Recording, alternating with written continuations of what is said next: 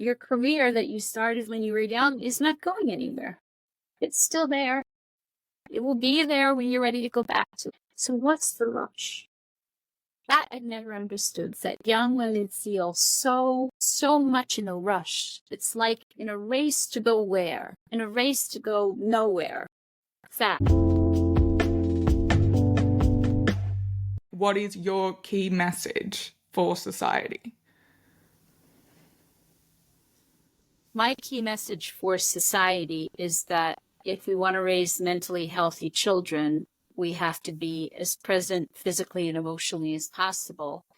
And that society has gone in a different direction, which is to prioritize other things, work, outside interests, ourselves over our children. And as a result, our children are not going out into the world with a solid foundation on which to build mental health.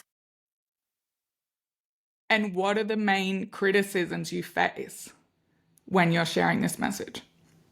Well, when I wrote the book, the original title of the book was not Being There. It was called The Lost Instinct. And I like that title. Being There pushed people's buttons. It wasn't my choice. It was the publisher.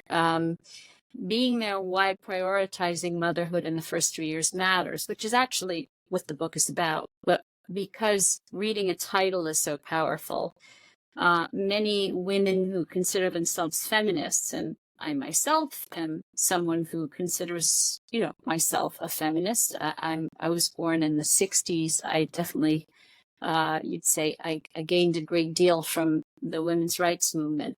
But the hardcore feminists believe that the message of the book was that you shouldn't work and you should just stay home and be barefoot and pregnant. And if you read the book, it's not at all about that. But that's what the title implied. So that they didn't read the book. They just reacted to the title. And then they reacted strongly. Who is this woman? She's a misogynist. She's an anti-feminist. Not reading the book at all.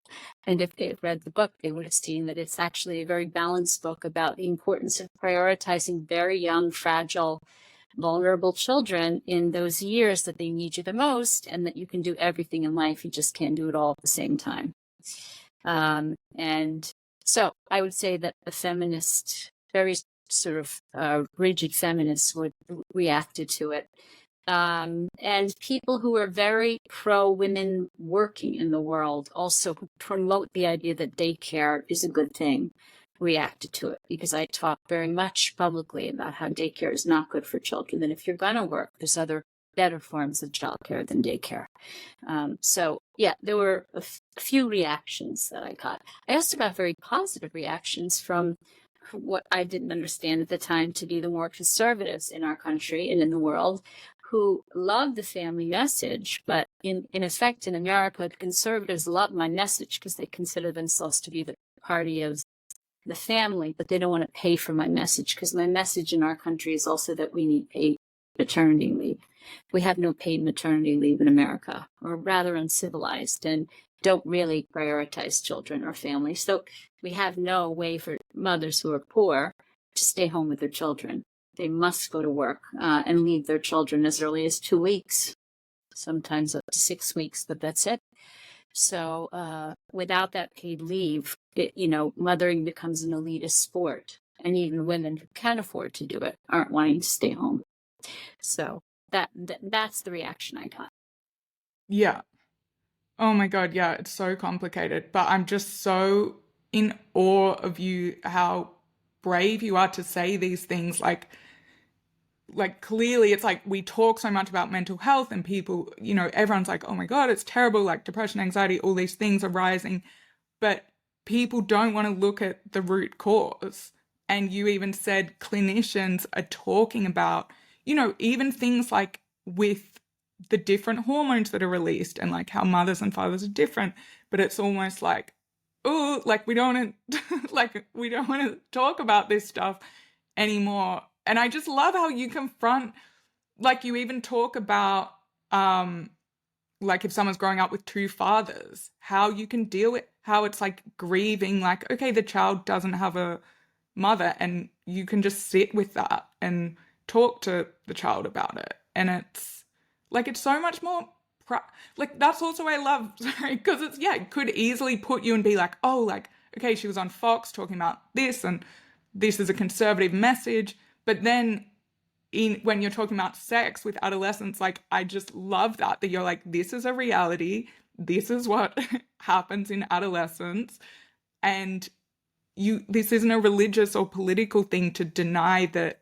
this exists and this is going to happen. So it's kind of like a choice. Either you just pretend, just say oh, don't have sex and never talk about it, or you can be realistic. And then also wanting to experiment and explore with sexuality, and this is the world we're living in. So I love, I can see how that's very difficult, because conservatives will want to totally reject that part of it. Yeah. And then other people will like that part of it, but not want to accept the part about cortisol that's released from mothers, or, that stuff. You could say in a binary world, I'm homeless. Which I think we all are. That's just the reality of how humans work, and it's a good thing. But yeah, difficult, I imagine, in the US, which seems to be increasingly binary. Yeah. Okay, so I'm really keen to hear about your story, because also you started as I'm here is someone who clearly cares about helping humans, and it's you started as a social worker. I feel like that is the absolute proof of someone who cares. So yeah, I'm keen to hear about your background, but beginning with how you grew up. So I grew up in a family with two parents, a mother and a father, and three sisters, but I was the youngest of four. And my three sisters are much older than me. I have a sister who's 10 years older, 15 years older, and then 20 years older. I have a sister who turns 80 today. And so, I grew up a little bit like an only child. And my mother was, and actually I have a piece hopefully coming out right around Mother's Day in the Wall Street Journal op-ed section about a personal essay about my own mother. Because I usually try to write something in the Wall Street Journal on Mother's Day if I can, or a paper in New York. My own mother was mothered by, my grandmother was orphaned at the age of 3 in Russia. Both of her parents died, one of kidney disease and one of typhus, within 6 months of each other, leaving 5 children orphaned from the age of 1 to the age of 10, 11, and my grandmother was 3. And so the children were scattered around. So I had an orphan grandmother who didn't come over to America until she was 13 on a boat by herself, to one of her brothers who brought her over.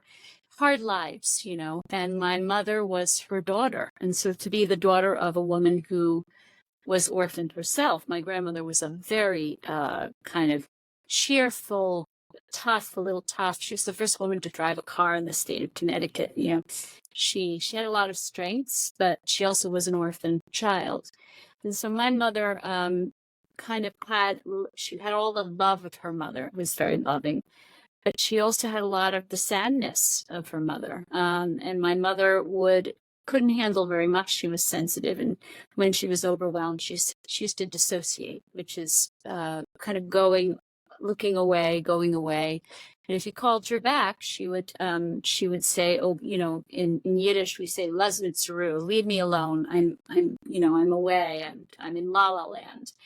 And so she was very loving, but she also disappeared a lot. And those depressive moments were hard, because I was a child who was very needy and demanding and just needed that presence emotionally. And she stayed home with me until I was 5. So she was there physically, but she was in and out emotionally. She could be there, she could not be there. And that was very hard for me, because remember, I didn't have siblings. And my father worked really hard. So it was mostly me and my mom in the first 5 years. So, I write books because I was a sensitive child, and I can still remember. I think most adults can't remember the specifics of their pain. Whereas because I was in analysis and therapy for 12 years, because that's as analysts, we have to be in our own treatment for many years. I can remember these things and I can connect with babies' experiences. And I think that's really what it takes to be a good enough parent. It's being able to connect with the baby's vulnerability, and be so empathic that you can connect with their experience of sadness and pain and excitement and anger. So I can remember what it felt like when my mother was very loving and affectionate, but I can also remember what it felt like when she would go away. So that was my experience. And then I grew into a teenager, and was struggled a little bit, like a lot of teenagers, but I was teased a lot. I was very awkward and shy, and was teased and bullied and pretty badly in middle school. But because I had very supportive parents, I got through it, but it was hard. It was very hard. There was no social media in those days. It would have been much harder had there been social media. And then I started my career, as we all do in adolescence, in a very self-determined. I was interested in things that were a little bit more, should I say, me-focused. I tried working in the art world. I tried working in the fashion world. I tried working in the special ed. I tried different things. And in the end, my comfort was in sitting in my therapist's office. I think I had a heartbreak. My father died of cancer when I was 20, and I was very close to him. So I went to therapy because I was sad about my dad's death, quite sad. And also, I probably had a heartbreak with a young man or something. And I ended up in a therapist's office. And, about a year or two in, when I was trying all these careers, I realized, oh my God, the place I'm happiest and the place I see myself most is in this office with this therapist, but as me being that therapist. And so I found my sweet spot. Luckily, I found my sweet spot on the younger side. I tried a lot of stuff. I did a lot of internships. And in the end, the thing that made me happiest was being in that office. And so I went back to social work school, and worked with Holocaust survivors in a nursing home in Brooklyn, and worked because we have to do field work. And then I worked with dying cancer patients, children, pediatric oncology in Manhattan, meaning children who were dying of cancer. I worked with them for a year. And then I sort of worked in clinics in Brooklyn with very, very poor families, very poor mothers. But the thing that led me to where I am today is that when I was working in this clinic in Brooklyn with children, I was working with a lot of mothers and foster mothers, a lot of foster mothers. And these children kind of weren't getting better because the mothers and foster mothers were really struggling with parenting. So I went to my clinic director and I said, I want to start psychoeducational parenting classes because I think it would support these mothers and foster mothers. And she said, great, what a great idea. And so weekly, I started to do workshops for the mothers and foster mothers, and I loved it. And I loved working in this way where the parenting workshops, the parent guidance supported the clinical work. And so that's how it started. And then I left the clinic and I started doing it in companies, law firms and banks, and anyone who would let me do it, I came and did it, balancing work and family life and sleep workshops for children and separation workshops. And then I started getting consultation jobs in schools in Manhattan, a lot of nursery schools. But my private practice was always my thing. And so early in the 90s, I was seeing this phenomenon of very young children being diagnosed and medicated younger and younger, being brought in. Every child was being brought in with parents saying, my child has ADHD. And I'm like, this can't be. I mean, it's not like a virus. It's not like COVID that spread suddenly and everybody has ADHD and every child has a behavioral problem. And this is not a thing. It's like, what's going on? So then I started to sort of take note in my practice. Now, who were the kids who were struggling the most and what was the thing that was in common? And the thing that was in common was that their mothers were the most absent. And so I started reading everything I could, from neuroscience research to attachment research to epigenetics research. I reread all my psychoanalytic developmental research. And I found a school of thought that was just coming up in the world, which was neuropsychobiological kind of world where the four sciences came together, and I loved it. And I said, this answers for me the idea of affect regulation, and that mothers serve a biological and emotional function for children in those first 3 years. That attachment security is critical to the foundation of future mental health. And I wanted to write a book. And I said to my husband, I'm going to write this book. You know, if I used to go to cocktail parties and talk about this phenomenon. And my husband said to me, stop talking about it, because people are just not going to want to be our friends anymore. And you said, he said, you got to write a book or something, or, but you can't do it now, because that would mean meeting our children. I said, no, I can't do it now. So we both looked at each other and said, well, this can wait. We'll put it on hold. I'll do my research. So for about 13 years, I raised my children. I did very little work when I was raising my children. I was very committed to being present physically and emotionally. And so I worked about an hour and a half a day, every day in my practice. That means I slept 10 hours a day, so just enough to pay a mother's helper to support me, because I have 3 children. And after those 13 years of doing lots of research, and my kids were teenagers at that point, they were older teenagers, I decided now's the time I can write my book. And so, I got an agent and, wrote this book, which was, had been in my heart for over 20 years. So when I hear people saying, the mental health crisis, like Jonathan Haidt just wrote, the mental health crisis really started in 2010. Listen, it didn't start in 2010. It was happening in the 90s. I was seeing this in the 90s. So COVID exacerbated it, but it did start in 2010. This has been going on for, 40 years that I've, this increase in mental illness in children and adolescents. So that's my story. I was a social worker. I picked social work instead of psychology, because I really believed in the real. Not just the internal. I think that the internal is important, that I also believe that the real is important. Real mothers matter to children. Anna Freud's daughter, was a social worker. She kind of wrote the book on children's defenses, and she worked in wartime nurseries, and she saw the impact of attachment disruption on children. And so she did say I'm a little bit more like her, in that both the real and the internal matter. So our internal world matters greatly, but so does our real world. And so then I started writing books for parents and doing a lot of parent guidance, and seeing that when you do parent guidance, it has a tremendous impact on both the family and the behaviors of the children. But that's my story. Okay, going back to when you were growing up, what was it that your parents wanted for you? What were the values they instilled in you? They wanted me to be a lawyer. My father wanted me to be the first female senator from Connecticut. He said, you argue a lot. You'd make a great lawyer. And I agreed with him. I said, sure. And I wanted to please my father. I loved my father. And he wanted to be a lawyer, but for many reasons could never go to college and go to law school due to supporting the family. So he projected into me all of his desires, unmet desires. And I said, right, I'm going to be a lawyer. So I went to college. I took all the courses, and then I was going to take my law exam to get into law school. And then my dad died.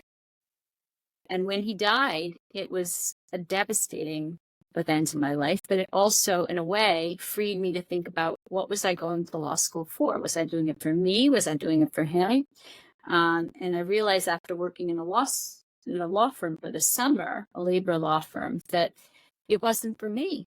I really didn't enjoy the work. It felt boring to me. It didn't engage me. It didn't move me. And so then I was lost. I was like, I'm not going to be a lawyer or a senator, so what am I going to do? And that's when I started my journey and started trying different things. But I used my argumentative nature. My husband would say I have an argumentative nature for good. He'd say I could have been a lawyer, but I used it instead to bring information to people that maybe, you know, people say, how do you deal with the controversy and how do you deal with people not liking what you say? And I say, well, you know, there's two kinds of professions, maybe three, that are that deal with conflict. One is a lawyer, one is a therapist. You'd say we are agents of conflict. And so maybe in being used to that, it didn't bother me that people were argumentative or angry, or because I'm used to dealing with that in my field. But probably from a young age, it was part of me to be able to manage aggression in that way. So it didn't really bother me like it might have bothered a bunch of people, that people didn't like what I had to say. Huh. But then how does that work with being sensitive as well? Well, you'd say that when you feel that you're an advocate for those that have no voice, you become very protective. So I'm a very protective person, very protective of my children, very protective of children in general, because I don't think we're protected enough. So it raises in me the alarm bells that turns on my protective aggression, and it helps me to, I guess, withstand a lot of the arrows that are flung at me. Mm-hmm. And where was your dad's side of the family from? Or when did they come to the US? So my dad's family was from Kiev, Ukrainian Jews, and my mom's family was from Belarus and Poland. So I am 99.999% Ashkenazi Jewish.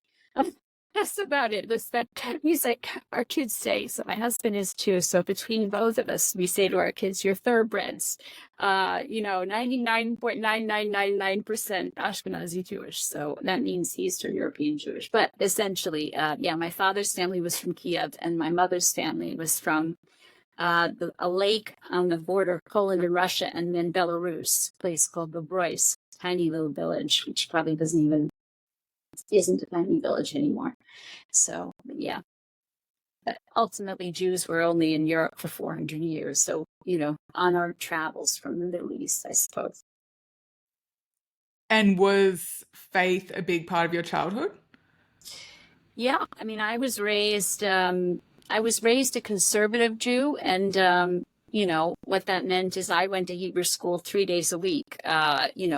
Tuesdays and Thursdays after school from 4 to 6, and then Sundays from 9 to 1 every week, 3 days a week to Hebrew school after school. So it was a big part of my life. I actually was a Hebrew school dropout at the age of 11 because I was so shy that I didn't think I could get up and do a bat mitzvah. And in my day, conservative Jews pushed boys to have bar mitzvah, but girls, it was sort of optional. So, and I regret that, because when I became older and had children of my own, I got very involved in our temple. I'm a Reformed Jew now. And one of the chapters of my life is that I used to be a singer, an amateur opera singer. It was one of the things on the table that I was doing with my career. And so I sang from the time I was 15 to now. I sing in temple with my cantor. But basically, Judaism is a very important part of our family culture and identity, a very important part of my culture and identity.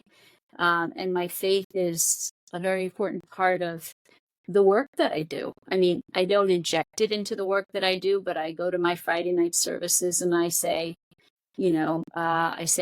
thank you for giving me the space and the patience and sometimes the wisdom to be able to help people and continue to help people. So it's a very important part of my work too. And was that just obvious to you that you would prioritize like spending more time with your children, or was it like you were reading all this research and you had to do it, or like how did that come about? Well, And what yeah, I have lots of, yeah. I want to say, sacrifice as well, if you can talk about that, because I feel like it's like that's something you mentioned. I was just rewatching the ARC speech, and it's like, yep, sacrifice. Like it's not popular because it's like we just want everything, and it is like that material chase. But or, you know, it's hard to take time away from your career. So what were the challenges for you? So I think I had enough. And I encourage young women to have enough, meaning to have enough freedom, to have enough. I mean, certainly there's freedom for young women today in this country and in the West, not in all parts of the world. You know, get enough, eat enough, drink enough, play enough, date enough, travel enough, experience enough, have enough of a career that feels exciting enough before you have children. So one, you've tasted the goodness of being free, but also so you've had enough. Maybe it's not perfect. Maybe you could keep doing it your whole life, but that you've filled your belly up enough. So when you have children, you don't feel like you are missing something or resenting someone or feeling like you should be somewhere else. And then have the patience and the wherewithal to know that your career that you started when you were young is not going anywhere. It's still there. It will be there when you're ready to go back to it. Whether, if we're all going to live till 120 with technology, your generation, certainly, maybe not mine, but your generation will live a long time. And so what's the rush? That I never understood, that young women feel so trapped and so much in a rush. It's like in a race to go where? In a race to go nowhere fast. It reminds me of my little son. When he was about 5 years old, we went from New York to Aspen for a conference, and we have to stop in Denver. And Denver airport is really big, really long. So to get from your plane from New York to Denver, the plane from Denver to Aspen, you have to run. And we landed late. So we said to Bryce, Bryce, you have to run. We're going to run to the gate, buddy, because we have to get to that plane. So Bryce said, okay, mommy. And so we all ran. And we get to the gate. All of us, we're running. We get to the gate. And we're all there, except Bryce isn't there. And we're like, where's Bryce? Kept running. Bryce didn't know when to stop. So I always think of that. So that's what women have in their mind. Young women have in their mind that they have to keep running and they don't know when to stop at the gate, right? And the idea is that I would say my career was very small. I mean, it was very small. From the time I became a therapist when I was 24, 25, until I was 48, 50. Well, I was 50 and I wrote this darn book, 52. My career was really small. And at 52, suddenly I was like writing books and speaking on podcasts and speaking on Fox News and going and speaking at conferences. So, I sort of a good example, and I interview other people in the book, that there's really no rush. Like at any point in your life, you can be successful. And sometimes you end up finding more who you are after you have children. Because if you just stayed on that track, you might never discover the fullness of who you are. One thing I always argue that is that young people, but particularly young women, but young men too, in our country, and I think all over the Western world, are not taught to think about a full life. They're just taught to think about an academic career and then a career. They're not really encouraged to think about a vision of a whole life and what that would look like. So from a very young age, because of the work that I did, I had a vision of a whole life. I tried a lot of things, and you'd be surprised, many of the reasons that I rejected a lot of the careers. I tried TV production, I tried PR in the arts, I tried a lot of things. I did a year and all these internships. And the one thing that kept kind of pushing me away from these careers was not that it wasn't exciting doing the work, but that the women seemed so very unhappy. And their lives were so very imbalanced, and they didn't spend much time at home or with their children or with their spouses, and they didn't take vacations, and they worked till all hours. And I looked at that life and I said, when you pick a career, you don't just pick the work, you pick a life. You pick a whole life. And I didn't see a life I wanted to live. So before you commit yourself fully to a career, look at the life that goes with a career. I loved opera singing. Thought, but I'm going to be an opera singer. And then I looked at the life and I was like, okay, you're on the road about 70% of the time. You're staying up till 1 a.m, which I'm a morning person, not a night. I looked at the life. You never leave. You're happy to be with your children. You're not, it's very narcissistic. I'm like, what kind of life is that? So pick a life, not just a job. And I don't think we encourage our people to do that. Huh. And that was just you naturally like thinking about these things yourself?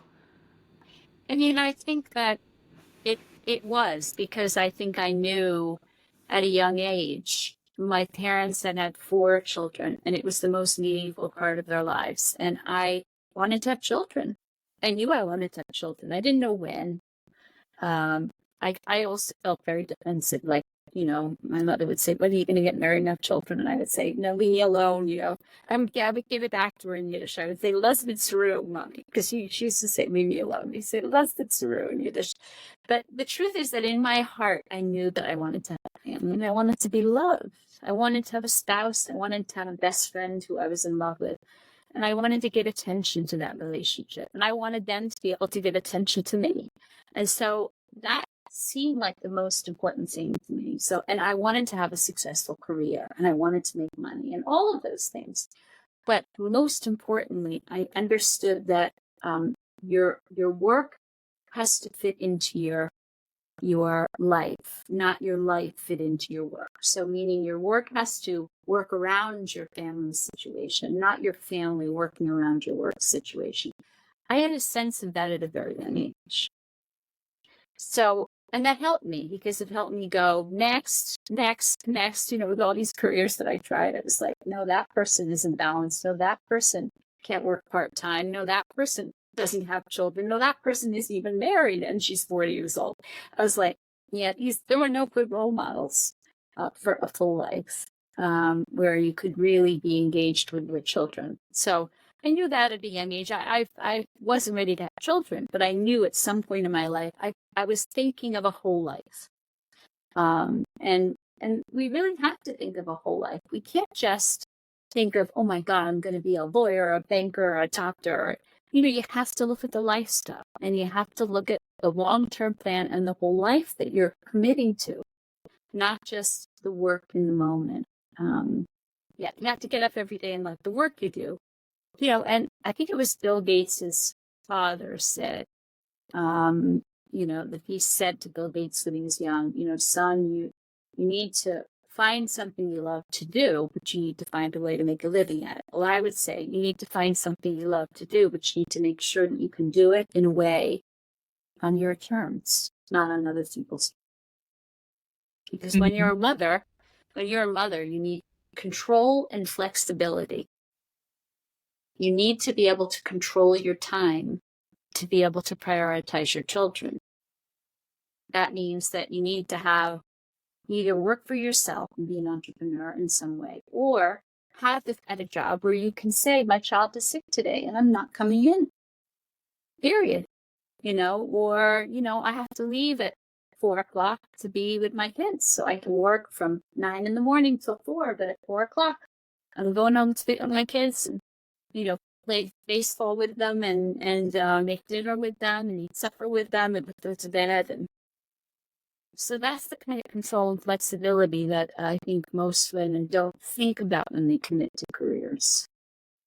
And what would you say to people who are like, well, no, I'm not going to do that, and I'm going to, because I feel like the norm. So first I was in places where there just weren't really any women, like in finance. Yeah. And then I was in a couple of workplaces where I was like, oh, okay, here's a woman with a child, or maybe the man had a child and whatever. And the children are in full-time nursery from like 6 months or younger or whatever. Depends, but it would be like full-time, like 8 a.m. till 6 p.m. And then one of the parents would like rush to leave the office to pick them up. And I feel like that's what I said to you when we first met. I was like, I just feel like that doesn't feel right to me. But like, I can't say anything. I'm not a parent. Like, I don't know. But then it's like this is in hedge funds as well, you know. So this isn't like we're working in minimum wage jobs. Right. But then, yeah. But then I guess those people would be like, well, I have to work so hard because I want to provide and like I want to give my child like the best possible education down the track or lifestyle or whatever it is. Well, you'd say, what are your priorities? Your children don't care about the fancy clothes or the fancy house or the fancy vacations or the fancy schools. There's a lot of very wealthy kids who are very seriously depressed and anxious and have eating disorders and addictions because their parents focused on the wrong things. It's understandable, and I think it comes probably from a good place to say, I'm giving my child the best. And maybe that's where I stand up and say, well, the best is your love and attention and your time. It's you. They don't want the money. They don't want the material stuff. They want you. They want your love and attention, your interest in them. They want the connection to you. They would rather have you home making their snack after school and helping them with their homework than they would having a fancy ski vacation or a fancy private school. So that's an adult's version of what's important. That's not a child's version of what's important. That's what I would say. And what is kind of the warning for them if they're like, well, whatever, they're going to like the best nursery in the country and they're learning Spanish from like 6 months old and like, you know, what's listen, bad's going to happen? There's room for left brain education, academic work, not early. Again, it's about values and priorities. And I think there's been a lot of propaganda in Western modern society about what it means to raise successful children. You know, if they do well academically, if they have the best of everything that material can buy, if you give them the right networks of families, and like, this is what happiness and success looks like. And all you have to do is poll all of those wealthy kids to know that a lot of them are really miserable and depressed and anxious and very unhappy people, and grow into very unhappy adults who are medicated on sleep medication, on anti-anxiety medication, most of them on antidepressants, and a lot of them on ADHD medication. So, I always say, don't trust what it appears to be. Look deeper and say, there was a woman named Sunil Luthar at Columbia who did research on very affluent families and very poor families in terms of understanding the mental health crisis. And what she found is that the very affluent families had as high a level of depression and anxiety and behavioral problems as the children from the poorest families in America. Because neglect is neglect. And so while you're off working and making lots of money for your children, you're actually neglecting them if they're not spending time with them. And neglect is neglect. And it doesn't matter whether you're poor and neglectful or rich and neglectful. Your children still feel abandoned and they still feel neglected. Has the same impact. And so what was the biggest resistance you got when you first started going into banks or law firms to talk to women? Well, in those days, I was talking about balancing work and family life, which is a milder way. This is well before I wrote the book. And so it was a milder way. But I've always been very forward in saying, your children need your time. They don't need your money.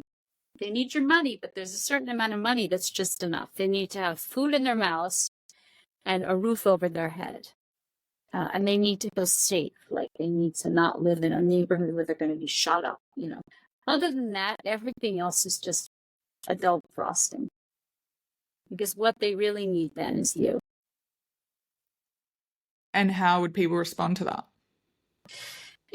Some got defensive. Some still will get defensive when they hear this, and some actually said, oh my God, she's absolutely right. I've been thinking about this, and she's the first person to give me permission to think about quitting my job or working part-time instead of full-time. What am I doing working full-time when I have young children? I don't want to be here at this bank working 12 hours a day. What? Working to the man, making more money for the man? What? Making more money so I can have a bigger country house, or so I can, I don't know, have nicer clothes, or, where do I really want to be in the afternoons or in the mornings or on weekends? I want to be with my kids. So most people have that reaction. And then once in a while you get someone that says, that's not true, and gets defensive, and, my kids are great and I work all the time, and you get that too. But the truth is that those kids probably aren't fine most of the time, with rare exception. I always say that children have the ability to cope with a lot until they don't. So children break down with different points. There are different points, inflection points for children, points of development, points of vulnerability where they'll break down. One of those points is when they transition schools or they're moving to another place. Another is when they transition from early childhood to the school years. Another is when they transition from middle school to high school. Another is when they transition from high school and secondary school to college. So these transition points are points that children break down. So they might not break down in the early years. You might say, oh, my kids are great. I work 12 hours a day. They were in daycare. They're so happy. But you have to, as we say in my field, wait for it. Because what happens is our defenses are like the little Dutch boy with his finger in the dike. It holds for as long as it holds, and maybe that child can hold it till they're in adolescence. But as soon as adversity comes, as soon as, let's say it's normal adversity, like adolescence is normal adversity, just being an adolescent is normal adversity. But let's say they're teased or bullied. Let's say they have a physical illness. Let's say they have a learning disability. Let's say that they're different than their peers. They're a little too tall, or they're a little too short, or they're a little too heavy, or, anything that's considered an adversity can break them down. Because you'd say to, I was teased and bullied terribly. Like, it was pretty bad. At one point, I think my father had to call the police. Because in those days, there was no social media, but these girls, this gang of girls, half of them, I think, are probably in prison when I always say that. They really pursued me. And to the extent that they used to make prank phone calls to our house and say sexual things that my father was forgotten. So we had to call the police. They had to tag our line, and I don't know what they call it. And they had to catch the girls and go to their homes and threaten them and say, you're going to, and then it stopped for a little while. So, but it was bad. And there is no way I could have managed that had I not had that secure base from my parents. There's just no way. My mom she was imperfect and she had her issues, but she was home with me.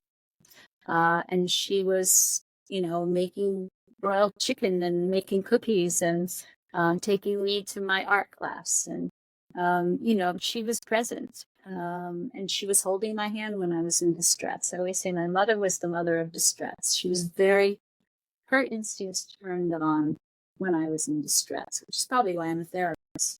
Because my instincts when someone is in distress turn on. And so without that, I wouldn't have been able to cope with the challenges in adolescence because it was harder. Yeah, you write about that in your book as well, like the chewing gum, like them throwing chewing gum at your hair and having to like have a bald patch on the back of your hair. Yeah. It was pretty intense. And so would I have been able to manage that? So your kids are going to face adversity that you have nothing to do with. Once you send them out into the world, it's a little bit of a crapshoot, right? But they may face all kinds of challenges, learning challenges and social challenges. And You can't control everything that happens to them. What you can do is make sure to give them as strong a base as possible. So when they go out into the world, they feel full. Their glass is full. Because every little adversity takes a little bit out of that glass. But if you send your children out into the world with half a glass, then we're talking what happens to them along the way starts to diminish what's left of the milk in that glass. Mm.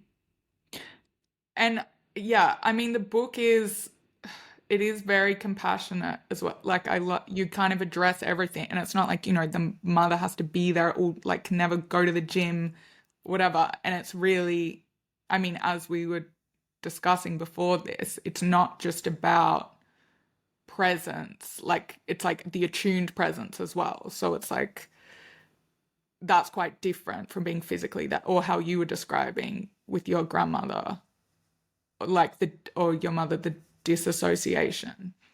So, and it kind of teaches that, which is so important, which I feel like people really struggle with that, like the whole idea of being a container for emotions, because it's like just natural to be like, oh, you're angry, distract the child. Like they're upset, just distract them. But it's like sitting with the child and being like, yeah, this is sad. Like you're feeling sadness.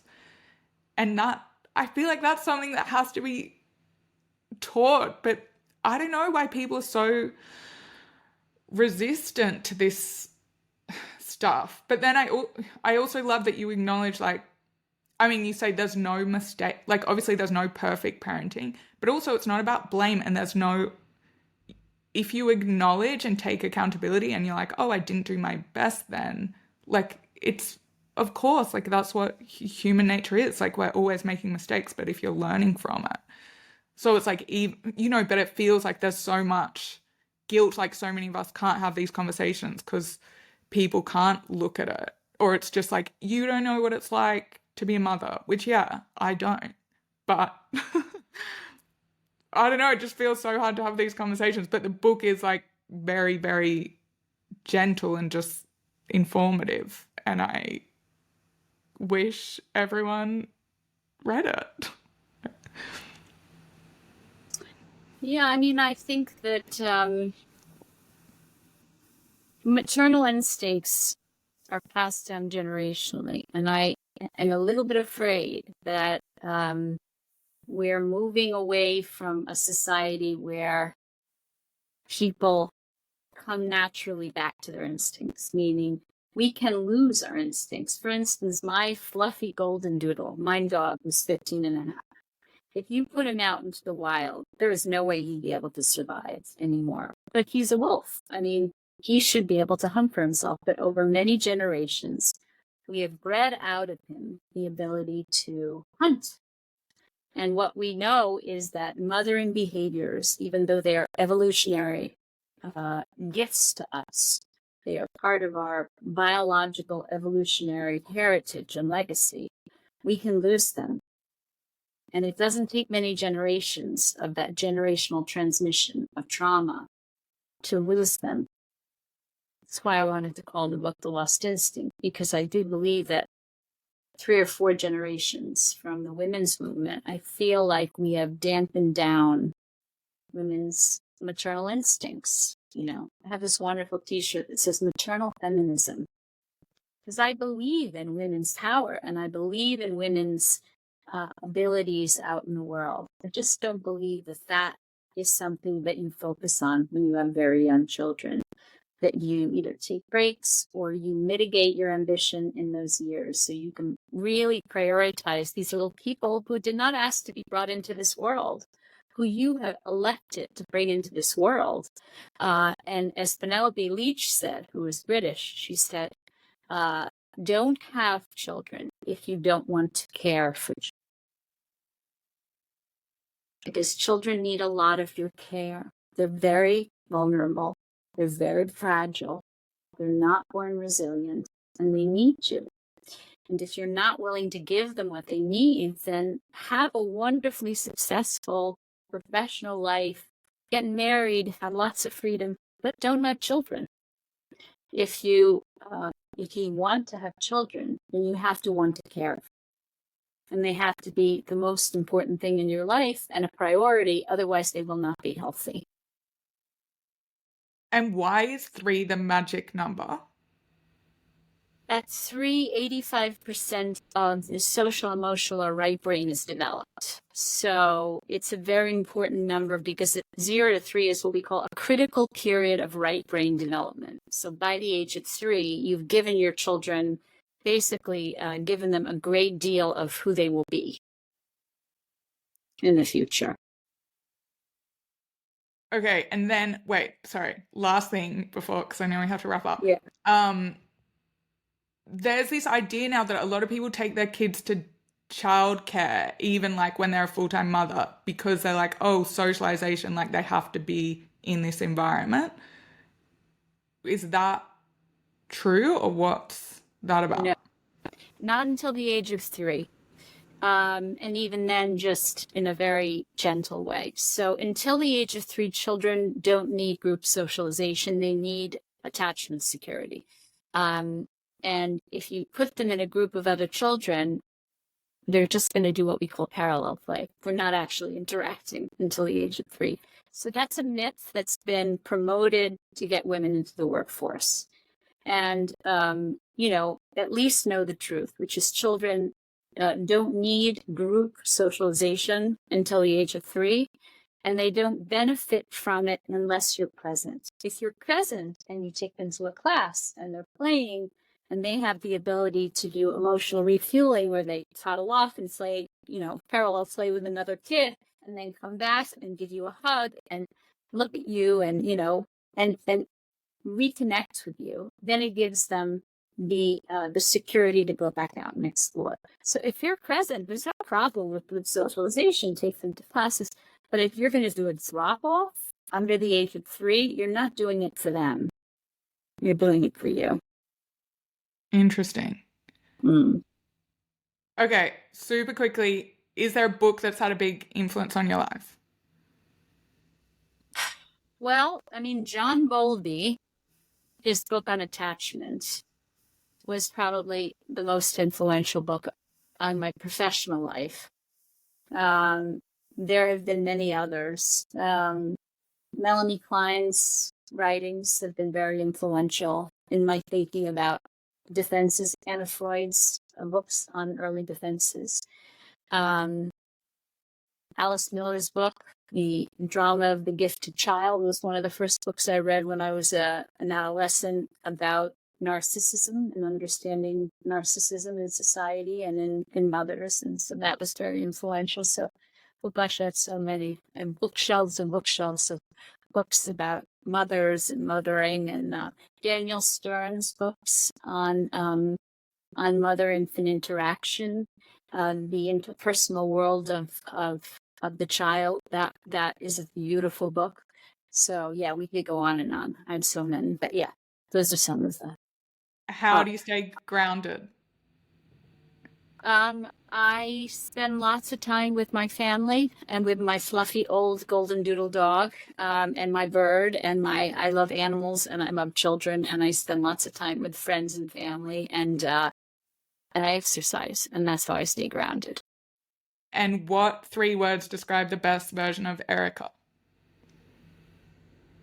Wow, that's a hard one.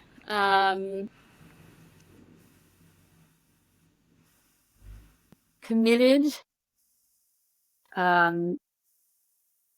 loving, and